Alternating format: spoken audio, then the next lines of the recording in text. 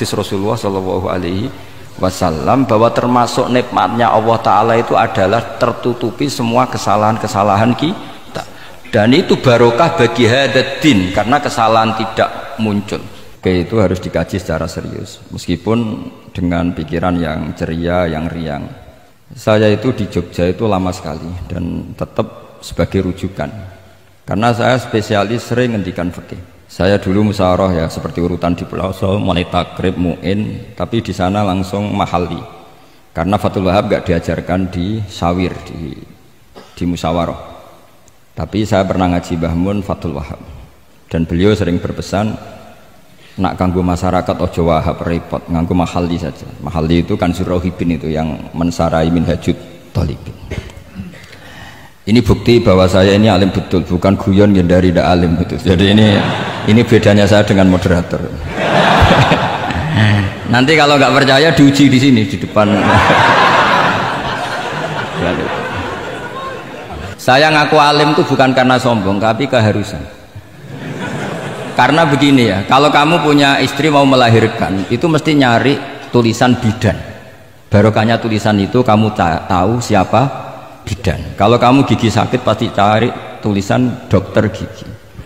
Sekarang kriminal kita adalah yang tahu Wahab tidak menulis ahli Fathul Wahab, ahli Fathul Qorib, sehingga masyarakat itu susah nyari konsultan ahli fikih karena tidak menulis di rumahnya ahli Fathul Wahab, ahli Fathul Qorib. Loh, itu penting supaya orang tahu. Setidaknya kenapa nyuwun sewu banyak, kalau saya boleh agak merovokasi, dan itu bagus, provokasi itu bagus kadang, tapi untuk kebaikan. Kenapa orang-orang lain itu menjadi rujukan? Karena mereka memaklumatkan diri, dengar gelar RC, MA, terus ahli fikih. Tapi kita yang ngaji Wahab, khatam, musyawarah khatam, nggak nulis di rumahnya ahli Fathul Wahab. Setidaknya Anda nulis konsultan kalau ingin mondok ke pelosok, sehingga orang daerah kamu kalau mau mondok ke pelosok konsultasi ke kamu. Tapi kita terlalu adab, padahal awalun nubuwah itu dimulai dari at-tahaddi. At-tahaddi memaklumatkan diri kalau beliau adalah seorang nabi. Jadi kalau kamu boyong harus memaklumatkan diri, saya tidak bakul-bakul, saya ahli Fathul Wahab. Lah ini khataman Fathul Wahab cerita baku, wah itu innalillahi wa inna ilaihi raji'un. Ini harus gimana mau ya, Anda harus tersiksa dengan keterwakilan oleh ini.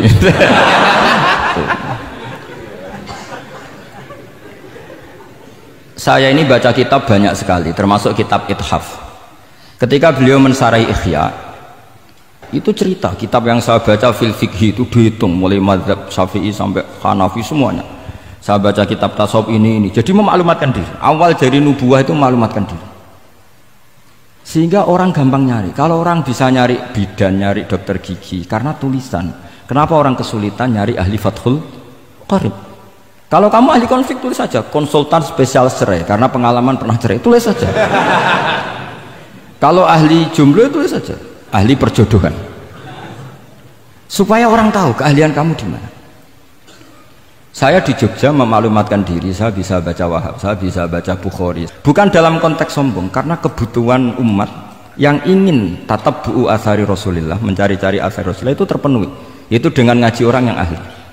Tunjukkan kalau baca kamu benar, dan sebagai solusi umat ini punya problem banyak, dan kamu mengajar dengan manhaj yang jadi solusi, yang jadi solutif, yang bisa jadi jalan keluar. Tapi kita ndak, santri itu banyak keluar dari pondok, tapi karena miskin, sudah dari mbahnya bapaknya memang sudah miskin ya. Terus atas nama humul, atas nama ikhlas, terus sering menyembunyikan diri. Menyembunyikan diri, pura-pura ada alim, memang sebetulnya ada alim juga kadang itu. Akhirnya terus orang sampai nggak tahu kalau itu alumni pondok. Tapi ketika ada orang konsultasi sama pihak lain, mereka tersinggung karena kok gak ke dia, mau ke dia gimana, udah ada tulisannya, udah ada potongannya, malah tadi cerita baku segala itu kan apa ya. Nah, saya ingin kembali lagi, saya punya teks hadis yang riwayatnya seperti ini. Meskipun hadis itu misalnya dhaif, banyak aditnya, banyak penguatnya. Idza zuharatil bid'ah wal fitan, sebagian ada tambahan wasubba ashabi fal yudhiril alim ilmahu, orang alim harus menampakkan kealimannya. Wa illa fa'alaihi la'natullahi wal malaikati wan nasi ajmain. Justru kalau tidak memperlihatkan kealimannya dia kena laknat. Artinya yang sopan-sopan tidak memperlihatkan kefatul wahabannya, malah melihatkan kembakuannya. Itu jatahnya fa'alaihi la'natullahi wal malaikati wan nasi ajmain. Ya setuju ya? Aduh. Pasti kena laknat. Coba betapa tersiksanya Syekh Zakaria Al-An tadi itu mulai ngomong tuh nggak pernah menyebut Syekh Zakaria Al-Ansori. Kayak apa tersiksa? Kitabku dikaji nyebut jenengku era gelem. Padahal Syekh Zakaria Al-Ansori syarat menjadi orang alim seperti dari sekian tarjamah, istilahnya dalam bahasa Arab terbaru itu tarjamatu Syekhul Islam Syekh Zakaria Al-Ansori. Itu saya pilih yang dari kitab Manhajus Sawi karanya Habib Zain bin Smith. Itu dari sekian manaqib yang saya baca di Sulaiman Al-Jamal di mana-mana paling menarik itu syaratnya jadi orang alim itu dua, punya guru alim, punya murid alim. Karena Anda akan tersiksa, sangat-sangat tersiksa. Ngaji sama gurunya takut disuruh baca, gurunya alim, mau ngorek ya meriang muridnya alim. Itu yang dialami Syekh Zakaria Al-Ansori, sehingga beliau ngendikan duqiqtu baina hajaroini, saya ini ditempa dua batu, cara Jawa digebek dua batu. Mau ngaji ya takut karena gurunya alim alamah yaitu pengarang Fathul Bari Ibnu Hajar Al-Asqalani, mau mulang ya meriang mergo di murid alim alamah jenis Ibnu Hajar Al-Haytami. Dadi apa ngaji ya persiapan, apa mulang ya persiapan. Kayak apa susahnya jadi Syekh Zakaria Al-Ansori, mau ngaji setoran ya persiapan, mau ngajar persiapan. Makanya kata Mbah Mun, syarat utama ulama itu harus punya murid alim. Saya pernah didhawuhi Mbah Mun, aku mau gak ada anak Gus Najib itu Gus Najib, saya juga izin jadi kiai. Karena syaratnya jadi kiai itu udah anak alim di murid alim. Izin gak jadi kiai rasa sukses juga tak perlu. Makanya saya ketika kecelok alim itu senangnya bukan main beliau, karena terpenuhi status tadi. Nah ini kalau khataman Fathul Wahab terus bakas baku ini, ini roh Kiai Jazuli tersiksa ini gimana? Ini gimana ini sini? Ukurannya kan gampang, moderator kan dipilih yang paling baik, setidaknya ngomongnya lah, kalau tidak ilmunya ya ngomongnya. Terus Anda terwakili oleh orang yang nggak jelas. Nggak, saya gojlok ini tidak dosa, karena kalau betul saya ini dosa karena ngerasani orang, berarti jadi kafarah dosanya dia. Soal saya kan amalnya sudah banyak, aman lah. Aman, jadi nanti, jadi kalau jatah hasanah saya harus diminta dia, tak kasih aja. Gampang. Masih surplus banyak. Ya masih surplus, masih banyak. Kan orang itu kalau baca Quran satu huruf itu dapat 10 kebaikan. Saya ini hafal Quran, sudah agak terhitung itu sudah. Itu untuk kamu tak saati satu huruf cukup nanti kalau nanti nuntut di akhirat itu tak kasih satu huruf itu cukup. Jadi ya nggak apa-apa, nanti silahkan nuntut nanti di apa akhirat. Tapi kamu lebih saya tuntut. Kamu itu siapa kok nyuruh saya di sini gitu. Dosanya lebih besar lagi itu. Saya teruskan ya, saya cerita yang serius. Syarat jadi orang alim itu punya guru alim, punya murid alim. Karena sebagian dari ilmu itu bukan ditempa guru tapi ditempa murid. Imam Fathul Bari, Sahibu Fathul Bari yaitu Syekh Ibnu Hajar Al-Asqalani, itu beliau sangat mencintai Nabi Musa justru karena dengan tanda kutip protesnya. Jadi ketika Nabi Musa diajari Nabi Khidir dari awal sudah ngendikan innaka inni ala ilmin, atau innaka dulu ya gak apa-apa, dibalik-balik gak apa-apa karena semua kitab kadang riwayat bil makna. Innaka ala ilmin allamaka wah ma'lam a'lamhu wa inni ala ilmin allamanillah ma'lam ta'lamhu. Kira-kira terjemahan bebasnya, kamu punya ilmu yang diajari Allah saya tidak tahu, saya punya ilmu yang diajari Allah kamu tidak tahu, maka innaka lan tastati'a ma'iya sabra, kamu tidak mungkin bisa menyabari saya, bisa memaklumi saya. Tapi kata Nabi Musa ngotot, tidak, saya harus belajar sama Anda. Oke, silahkan belajar tapi jangan tanya. Pertanyaannya itu jangan tanya, fala tas'alni, kamu nggak boleh tanya. Kalau kamu ingin jadi murid yang baik nanti jangan tanya, itu dosa. Dengarkan aja. Ya dengarkan saja. Nah, tapi Nabi Musa tetap tanya. Ketika ada kejanggalan secara syariah, Nabi Musa tetap tanya. Dan itu oleh kitab-kitab tasawuf dianggap dengan tanda kutip kesalahannya Nabi Musa. Meskipun mimbabi hasanatil abrar sayyatul muqarrabin. Tapi di kitab fikih itu dipuji sundul langit. Protesnya Nabi Musa. Jadi di kitab tasawuf disalahkan karena kitab tasawuf pemuja tadi ketertaatan pada guru. Kitab fikih enggak. Ini bukti adallud dalil bahwa Musa itu orang pilihannya Allah. Dia tidak sabar, beliau tidak sabar kalau melihat kemungkaran. Jadi gugatannya Nabi Musa dianggap apa? Sur'atu ghiratihi fillah atau sur'atu ghairatihi fillah. Ada yang baca ghairah, ada yang baca ghirah. Ini karena ngadepi santri Fathul Wahab. Saya terpaksa baca 2 kali. Siji ben ketok alime, nomor loro aku ora iso tak warai, nak maca. Karena dalam kiro asap ya mesti gitu, kalau nggak doikin jadikin. Karena yang satu cara berpikir masdar itu aslul mustaqot, maka nggak perlu kena harokat munasabah. Jadi saro yasiru sairon, tidak perlu siron. Faza yafuzu fauzan, tidak perlu fuzan karena masdar aslul mustaqot, jadi tidak perlu kompromi dengan harokatul munasabah. Tapi orang Arab tetap bilang dikul maisha, apa? Tetap bilang dikul maisha. Tapi kiroah kita fala takufi doikin, bukan pakai apa? Dikin. Ya, makanya kemungkinannya 2. Saya baca 2 kali ben ketok alime. Karena saya ini menghormati sampean. Mosok ngundang wong ra alim kan sini-sini wong.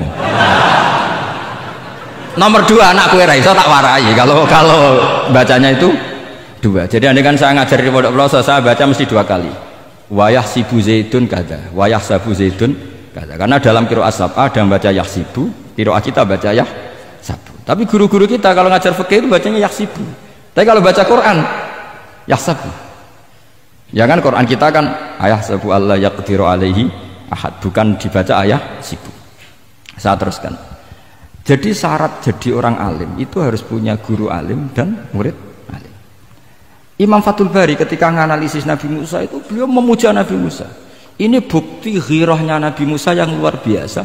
Beliau paling tersinggung kalau untuhikat hurumatullah.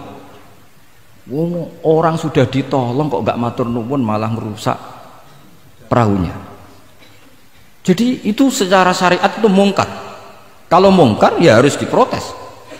Artinya itu sifatu madkhin. Protesnya Nabi Musa itu sifatu madkhin, bukan sifatu dhammin. Itu Ibnu Hajar al-Asqalani, gurunya Syekh Zakaria Ansori. Ketika orang tasawuf nganggep yang dilakukan Musa itu agak-agak mazmum karena protes sama guru.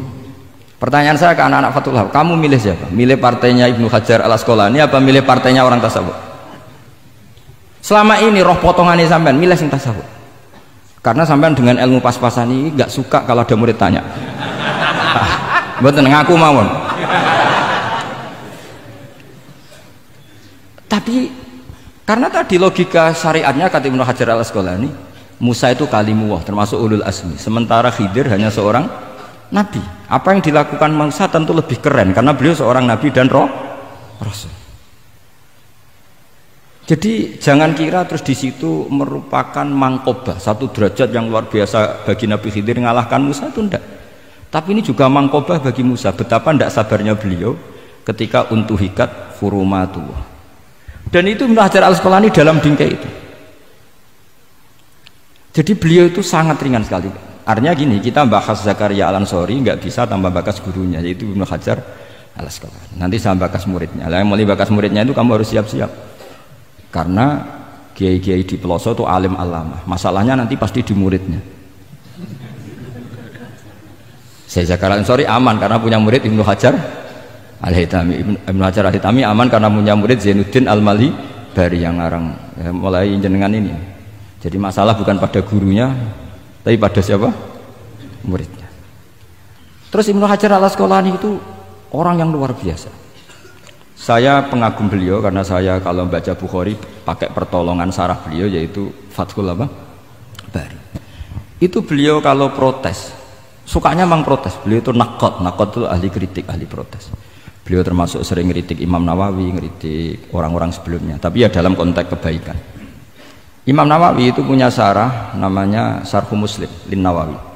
Terus beliau punya kitab fikih Minhajut Thalibin yang disadur oleh Syekh Zakaria dari Manhajut Thullab. Yang satu pakai Minhajut Thalibin jamak mudzakkar salim, yang satu pakai Manhajut Thullab pakai jamak taksir.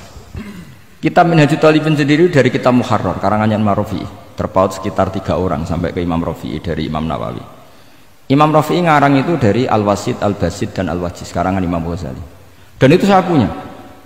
Kitab indukannya Imam Ghazali Nihayatul Matlab fi Dirayatil Mazhab saya juga punya, karangannya Imam siapa? Haromen. Saya kira demikian. Assalamualaikum warahmatullahi wabarakatuh.